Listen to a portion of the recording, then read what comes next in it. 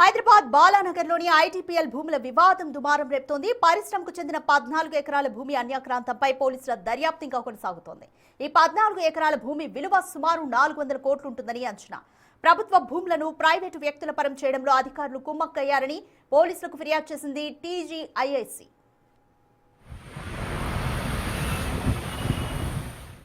2020-24 మధ్య revenue records పాస్బుక్ల మార్పిడి జరిపినట్లు ఆరోపణలు వస్తున్నాయి. గతంలో ఈ భూమిపై కూకట్పల్లి ఎమ్మెల్యే మాధవరం కృష్ణారావు, కల్వకుంట్ల కవిత మధ్య వివాదం నడిచింది. పోలీసులు ప్రస్తుతం లీగల్ ఒపీనియన్ కోరారు. న్యాయ సలహా రాగానే బాధ్యులైన అధికారులపై కేసులు నమోదు చేసే ఛాన్స్ ఉంది.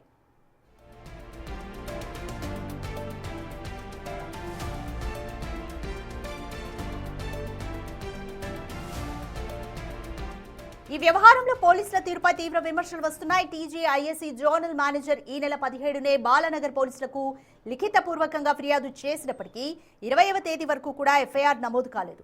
ఒక ప్రభుత్వ సంస్థ ఫిర్యాదు చేసినా పోలీసులు స్పందించకపోవడంపై విమర్శలు వస్తున్నాయి.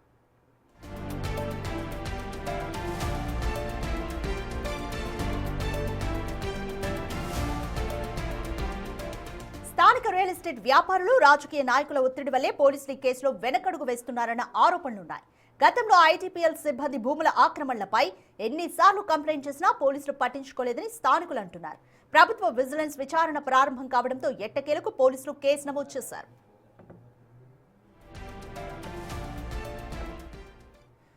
మోర్ డీటెయిల్స్ మా ప్రతినిధి సుజాతను అడిగి తెలుసుకుందాం. సుజాత, బాలానగర్లోని ఐడీపీఎల్ భూముల వివాదానికి సంబంధించి పోలీసులు కావాలనే ఎన్నిసార్లు కంప్లైంట్ చేసినా కూడా వెనకడుగు వేస్తున్నారు అన్న ఆరోపణలు స్థానికుల నుంచి వినిపిస్తున్నాయి. కంప్లీట్ డీటెయిల్స్ ఏంటి, పోలీసులు ఏం సమాధానం చెప్తున్నారు? రాధిక, ఇండియన్ డ్రగ్స్ అండ్ ఫార్మాసిటికల్కి సంబంధించినటువంటి భూములు గతం నుంచి అనేక ఆరోపణలు ఉన్నాయి. కొంతమంది ప్రైవేటు వ్యక్తుల ఆధీనంలోకి వెళ్ళి వెంచర్స్ని తయారు చేశారు. ఎందుకంటే ఇండస్ట్రియల్ ఏరియాకి సంబంధించినటువంటి వాటినంతా కూడా రెసిడెన్షియల్ జోన్గా మార్చి గత బీఆర్ఎస్ ప్రభుత్వ హయాంలో వెంచర్లు వేశారు అని చెప్పేసి ఆరోపణల నేపథ్యంలోనే ఎప్పుడైతే కవిత బీఆర్ఎస్ పార్టీ నుంచి బయటకు వచ్చిన తర్వాత ఇటు Kukatpally MLA BRS MLA Madhavaram Krishna Rao మీద అనేక ఆరోపణలు చేసింది. దాదాపు 14 ఎకరాలు అంటే 4,000 కోట్లకి పైగానే విలువ చేసేటువంటి భూములన్నింటినీ కూడా ఆక్యుపై చేసి ప్రైవేటు వ్యక్తులకి అప్పచెప్పారు అన్న ఆరోపణలు చేసింది. ఆ తర్వాత మాధవరం కృష్ణారావు కూడా కవిత మీద, కవిత భర్త అనిల్ మీద దాదాపు 2,000 కోట్లకి పైగానే విలువ చేసేటువంటి భూముల్ని కవిత అమ్మివేశారు. తన భర్త కూడా ఫ్లాట్ల రూపంలో అమ్మివేశారని అనేక ఆరోపణలు చేశారు. ఆ తర్వాత సీఎం రేవంత్ రెడ్డి స్వయాన విజిలెన్స్కి ఆదేశాలు జారీ చేశారు. ఐడీపీఎల్కి సంబంధించినటువంటి భూములకి సంబంధించినటువంటి అన్ని వివరాలతో పాటు డీటెయిల్స్ అన్నిటినీ కూడా వివరాలను సేకరించాలని ఈ నేపథ్యంలోనే ఇటు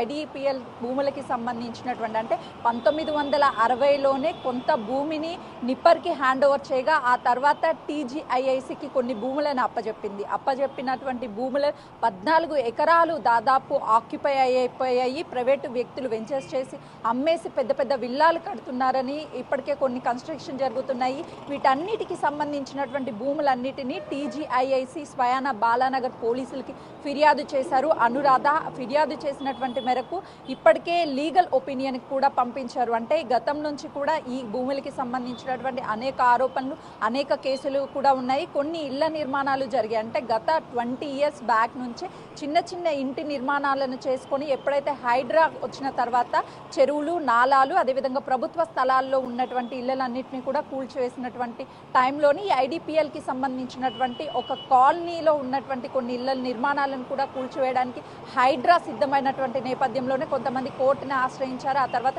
ఈ ఇళ్లను కూల్చవద్దు, 20 సంవత్సరాల నుంచి మేము ఇక్కడే ఉన్నామని చెప్పేసి వాళ్ళు కోర్టుని అప్రోచ్ అయిన తర్వాత కొంతవరకు తాత్కాలికంగా ఆ ఇంటి నిర్మాణాల కూల్చివేతలు కూడా ఆగిపోయాయి. కానీ ఈ భూములకి సంబంధించి వన్స్ టీజీఐఐసీకి అప్పచెప్పిన తర్వాత, నిప్పర్కి అప్పచెప్పిన తర్వాత ఐడీపీఎల్ అదేవిధంగా నిప్పర్ ఇద్దరూ కలిసి కొంతమంది ప్రైవేటు వ్యక్తులకి అమ్మేశారు ఈ భూములని. వెంచర్ రూపంలో ఇప్పుడు కోట్లాది రూపాయల బిల్లాస్ అదేవిధంగా అపార్ట్మెంట్స్ నిర్మాణాలు జరుగుతున్నాయి. కానీ ఎందుకు ఐడీపీఎల్ అనేది చర్యలు తీసుకోమని ఏ రోజు కూడా పోలీసులకి ఫిర్యాదు చేయలేదు. అదేవిధంగా నిప్పర్ కూడా ఎక్కడా కూడా కంప్లైంట్ చేసింది లేదు. అంటే గత బీఆర్ఎస్ ప్రభుత్వ హయాంలోనే భారీగా ఈ వెంచర్లను ఏర్పాటు చేయడం, ఐడిపిఎల్ భూములన్నీ కూడా ఆక్యుపై అయ్యాయని చెప్పేసి స్వయాన ఎమ్మెల్సీగా ఉన్నటువంటి కవిత అప్పుడు కీలక ఆరోపణలు కూడా చేసింది. బీఆర్ఎస్ పార్టీలోనే ఇవన్నీ జరిగాయని చెప్పేసి ఆ టైంలో ఉన్నటువంటి అధికారులు, అదేవిధంగా కొంతమంది రాజకీయ నాయకులు, ప్రైవేట్కి సంబంధించినటువంటి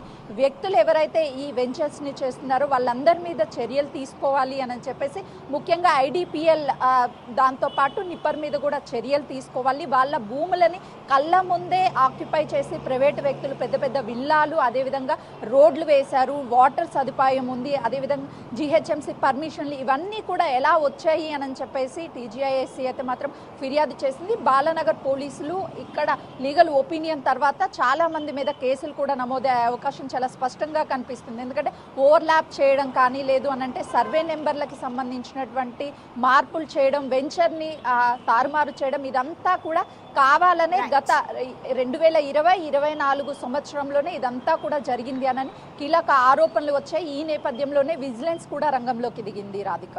రైట్, థ్యాంక్ యూ సుజాత.